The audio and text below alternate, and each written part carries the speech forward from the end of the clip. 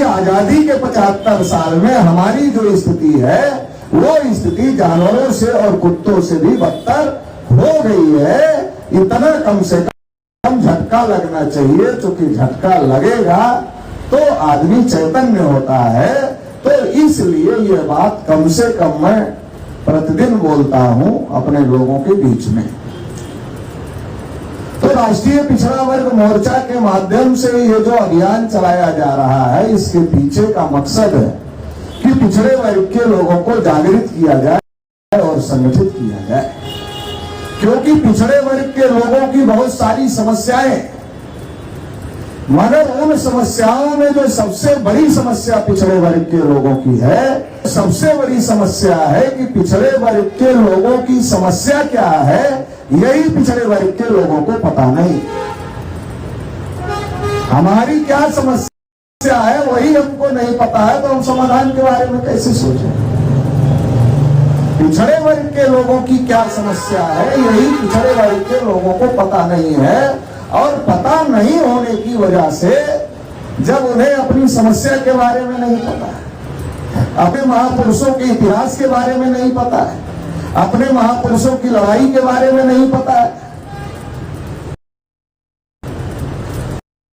तो उनको जो बातें समझाने वाले समझा रहे हैं, जो बातें बताने वाले बता रहे हैं, जैसा एटमॉस्फेयर टीवी और अखबार के माध्यम से खड़ा किया जा रहा है, जैसा एटमॉस्फेयर सिलेबस के माध्यम से तैयार किया जा रहा है, उसी में वो बहता हुआ चला जा रहा है। क्योंकि उसको अपने महापुरुषों के संघर्ष के बारे में पता नहीं है। जैसे अभी हमारे कुछ साथी कह रहे थे कि बहुत सारे महापुरुष जो ब्राह्मणवादी व्यवस्था के विरोध में जो लड़े, उसमें बहुत सारे महापुरुष पिछड़े वर्ग के थे। लेकिन क्या ये बात पिछड़े वर्ग के लोगों को पता है? ये बात तो पता होने का बड़ी बात है। इससे छोटी बात यह है, उन महापुरुषों का नाम भी नहीं जानते जिन्होंने इस व्यवस्था के खिलाफ में लड़ाई लड़ने का काम किया।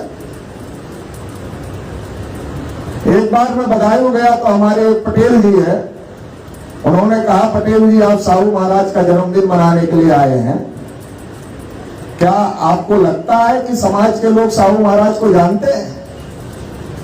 तो हमने कहा अनपढ़ लोग नहीं जानते होंगे, मगर पढ़े लिखे लोग तो जरूर जानते हैं। कहा पढ़े लिखे लोग ही नहीं जानते, अनपढ़ लोग के तो जानने का सवाल नहीं है। हमने कहा ऐसा आप क्यों कह रहे? तो उन्होंने कहा अभी आपको साबित करके दिखा देते हैं। तो मैं उनके साथ गया, तमाम पढ़े लिखे लोगों के पास, वो हमको लेकर गए और उन्होंने कहा ये जो पटेल जी हैं, ये छत्रपति साहू महाराज का जन्मदिन कार्यक्रम के लिए आए हुए हैं, क्या आप छत्रपति साहू महाराज को जानते? तो उन लोगों ने कहा हम छत्रपति साहू महाराज को नहीं जानते, ये कौन है? आजादी के 75 साल में आज के हालात ये हो गए हैं कि हर वर्ग का आदमी आरक्षण की मांग कर रहा है। इवन जिन लोगों का 80% कब्जा है प्रशासन पर, उन्होंने भी अपने लिए 10% आरक्षण ले लिया। लेकिन जिन्होंने सबसे पहले अपने राज्य में 26 जुलाई 1902 को आरक्षण लागू किया, जिन्हें आरक्षण का जनक कहा जाता है, उनके बारे में समाज के लोगों को जानकारी नहीं है। आरक्षण का फायदा ले रहे हैं, मगर आरक्षण के जनक के बारे में जानकारी समाज में नहीं है। जब जानते ही नहीं तो मानेंगे कहां से? पहले जानेंगे तब मानेंगे, जब जानते नहीं तो मानेंगे कहां से? शेड्यूल कास्ट के लोग कम से कम बाबा साहब डॉक्टर अम्बेडकर को जानते, और जानते हैं तो मानते भी। उनकी बात को कितना मानते हैं एक अलग बात है, लेकिन कम से कम बाबा साहब अम्बेडकर को मानते हैं।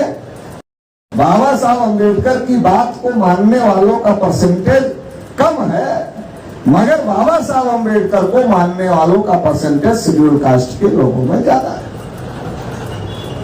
वो भले ही 14 अप्रैल को मानते हो, नाचते गाते हो, और 14 अप्रैल को ही सारा काम खत्म करके फिर साल भर नहीं कुछ करते हो बाबा साहब अम्बेडकर के मिशन के लिए, लेकिन कम से कम इतना तो करते ही हैं कि 14 अप्रैल को नाचते गाते हैं, और कम से कम दूसरे लोगों को नहीं मानते, बाबा साहब अम्बेडकर को ही मानते।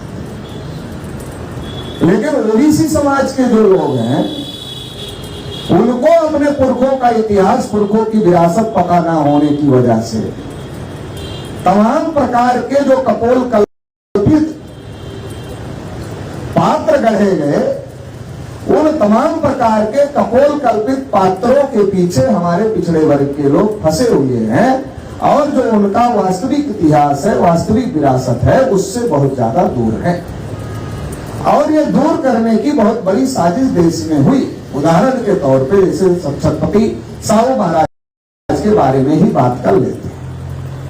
छत्रपति साहू महाराज के बारे में सिलेबस में कुछ भी नहीं पढ़ाया जाता है। तिलक के बारे में सिलेबस में पढ़ाया जाता है। बाल गंगाधर तिलक और छत्रपति साहू महाराज समकालीन थे, एक ही समय में थे। छत्रपति साहू महाराज के बारे में नहीं पढ़ाया जाता है और तिलक के बारे में पढ़ाया जाता है, तो हमारे लोग किसको जानते? ओबीसी के लोग तिलक को जानते, साहू महाराज को नहीं जानते।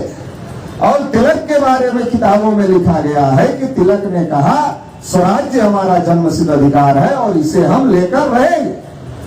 तो हमारे पढ़े लिखे लोगों को समझ में आता है कि तिलक हमारे स्वराज्य की लड़ाई लड़ रहे थे, हमारे हक अधिकार की लड़ाई लड़ रहे थे। तिलक के स्वराज्य में हम लोग शामिल थे, क्योंकि इतना ही सिलेबस में पढ़ाया जाता है। तो ये आधी बात हो गई।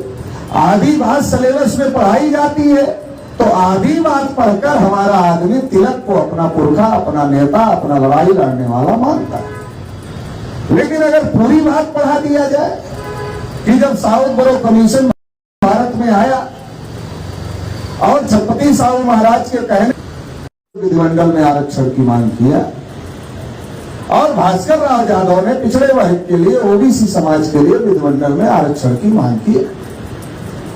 जब ये दो मांग हुई, उस समय तिलक कांग्रेस के नेता थे। तिलक को यह मांग अच्छी नहीं लगी।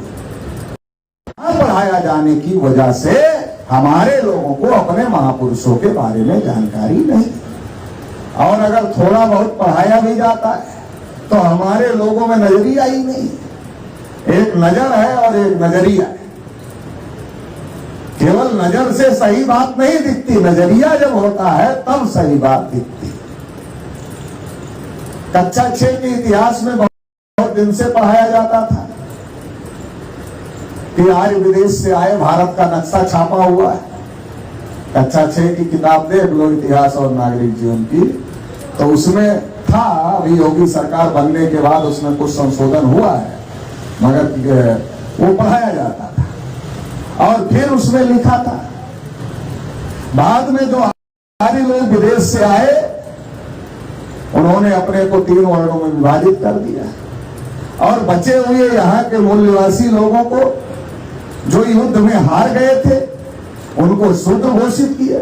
लिखा हुआ है, लोगों ने पढ़ा, लोगों ने पढ़ाया, लेकिन जब तक सामाजिक संगठनों ने नहीं समझाया, नजरिया नहीं दिया, तब तक समझ में नहीं आया। तो एक नजर है और एक नजरिया है, तो नजरिया पैदा करने का काम राष्ट्रीय पिछड़ा वर्ग मोर्चा पिछड़े वर्ग के लोगों के अंदर करने का काम कर रहा है, ताकि हमें अपने महापुरुषों की विरासत का पता चले, इतिहास का पता चले। क्योंकि इतिहास पूंजी होती है, इतिहास का बहुत मतलब होता है। आपके पिताजी कौन थे, इससे आपकी वैल्यू लगाई जाती है। अगर कोई बच्चा राजा के घर पैदा हो राजमहल में, वो राजकुमार होता है, लेकिन राजा का ही लड़का हो, कहीं लावारिस मिले तो लावारिस होता है। इतिहास का इतना ज्यादा महत्व होता है, तो इस महत्व को हम लोगों को समझना पड़ेगा और जो पिछड़े वर्ग का वास्तविक इतिहास है, उस इतिहास को अपने लोगों तक पहुंचाने का काम करना पड़ेगा। इसलिए हमने राष्ट्रीय पिछड़ा वर्ग मोर्चा के कार्यक्रमों का सब्जेक्ट बनाया कि फूले, साहू, अंबेडकर, पेरियार की विचारधारा ही पिछड़े वर्ग को उनके हक अधिकार दिला सकती है, क्योंकि इसके बारे में जानते ही नहीं पिछड़े वर्ग के लोग। देश में 2 ही विचारधारा टीवी और अखबार के माध्यम से 2 ही विचारधारा स्थापित की जा रही है। एक सेकुलर विचारधारा है, एक कम्युनल विचारधारा है। और सेकुलर और कम्युनल के झंझट में जो फूले साहब अम्बेडकर की विचारधारा है, जिसकी वजह से backward schedule caste schedule tribe को हक अधिकार मिला, उस विचारधारा को गायब करने का, उस विचारधारा को दबाने का, उस विचारधारा को छुपाने का बहुत बड़ा षड्यंत्र देश में हुआ है और अभी भी हो रहा है। जब भी हम लोग किसी अपने मुद्दे को लेकर के सड़क पे उतरते हैं तो तुरंत कोई ना कोई कम्युनल मुद्दा उठा दिया जाता है ताकि हमारे मुद्दे दब जाए। लगातार पिछड़े वर्ग के लोग इस बात के शिकार होते रहे और अभी भी हो रहे हैं। और एक बहुत बड़ी साजिश हुई कि पिछड़े वर्ग के लोगों को फूले साहू अम्बेडकर समझ में नहीं आना चाहिए। अभी वर्मा जी बोल रहे थे, वो कह रहे तो पता नहीं क्या हो गया ओबीसी के लोगों को। बाबा साहब अम्बेडकर ने ज्योतिबा फूले के आंदोलन को आगे बढ़ाया, साहू महाराज के आंदोलन को आगे बढ़ाया। जब बाबा साहब अम्बेडकर ने ज्योतिबा फूले छत्रपति साहू महाराज के आंदोलन को आगे बढ़ाया तो क्या हो गया है ओबीसी के लोगों को कि वो बाबा साहब अम्बेडकर को नहीं मानते। सवाल ये नहीं है अम्बेडकर को नहीं मानते, सवाल तो ये है ज्योतिबा फूले को भी नहीं मानते, सवाल तो ये है छत्रपति साहू महाराज को भी नहीं मानते, सवाल ये है पेरियार रामास्वामी नायकर को भी नहीं मानते, सवाल ये है रामस्वरूप वर्मा, जगदेव प्रसाद कुशवाहा, ललई सिंह यादव को भी नहीं मानते। सवाल ये है कि जिन्होंने इनके लिए लड़ाई लड़ी उनके बारे में न जानते हैं। जब जानते नहीं तो मानने का सवाल पैदा नहीं होता। जब फूले को समझते, साहू को समझते तो अम्बेडकर को तो समझ ही जाते। जो ज्योतिबा फूले को मानता है तो छत्रपति साहू महाराज को मानता है, बाबा साहब अम्बेडकर को मानता है, क्योंकि उसको समझ में आता है एक ही लड़ाई। अब जो फूले साहू को ही नहीं जानता वो अम्बेडकर को कैसे जानेगा। देश में तो एक बहुत बड़ी अफवाह फैलाई गई कि अम्बेडकर तो दलितों के नेता। जितनी भी अम्बेडकर जयंतियां मनती थी उसमें नारा लगता था, हम दलितों के मसीहा डॉक्टर अम्बेडकर।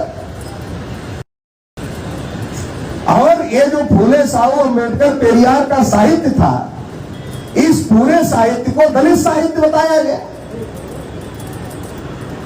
पूरे आंदोलन को दलित आंदोलन बताया गया। कहीं इसकी चर्चा हो जिसे दलित चर्चा कहा जाता है। सवाल ये है क्या केवल ये दलित आंदोलन था और क्या दलित शब्द कॉन्स्टिट्यूशनल है, संवैधानिक है या गढ़ा गया। दलित शब्द का प्रयोग तो बाबा साहब डॉक्टर अम्बेडकर ने कभी नहीं किया। पूरा साहित्य आप उठाकर पढ़ लो, कहीं पर दलित शब्द का उपयोग नहीं। ज्योतिबा फूले बैकवर्ड थे, छत्रपति साहू महाराज बैकवर्ड थे, बाबा साहब अम्बेडकर अपने को दलित मानते नहीं थे इसलिए कहीं उपयोग नहीं किया। पेरियार रामास्वामी नायकर बैकवर्ड थे। फिर ये दलित आंदोलन कैसे हो गया? जो बहुजन आंदोलन था वो दलित आंदोलन कैसे हो गया? सवाल ये खड़ा होता है। कहीं इसके पीछे इस आंदोलन को कमजोर करने की कोई बहुत बड़ी साजिश तो नहीं रची गई मनवादियों द्वारा, ब्राह्मणवादियों द्वारा, कि इसको अगर संकुचित करना है, इसको अगर छोटा करना है, अगर इसको फेल करना है तो इसको संकुचित करना पड़ेगा, इसको छोटा करना पड़ेगा। और काफी हद तक वो इसको संकुचित करने में कामयाब भी हो गए। आप देखेंगे तो हर राज्य में एक ही जाति होगी जो सबसे ज्यादा डॉक्टर बाबा साहब अम्बेडकर को मानती है, उनका जन्मदिन मनाती है, और वो जाति ये कहती है बस हम ही अम्बेडकरवादी है, बाकी कोई अम्बेडकरवादी नहीं है। ये कहने मात्र से तो काम चलेगा नहीं, ये कहने मात्र से कैसे काम चलेगा। आज की तारीख में जो बहुजन शब्द का उपयोग होता है और ओबीसी का आदमी सुनता है, बहुजन मतलब शेड्यूल कास्ट, मतलब बहुजन का पर्यायवाची शेड्यूल कास्ट हो गया है लोगों के समझने में। बहुजन शब्द का उपयोग सबसे पहले तथागत बुद्ध ने किया। चरत विक्रमे चारिकम बहुजन हिताय बहुजन सुखाय। बहुजन हिताय बहुजन सुखाय का कॉन्सेप्ट देने का काम सबसे पहले तथागत बुद्ध ने किया।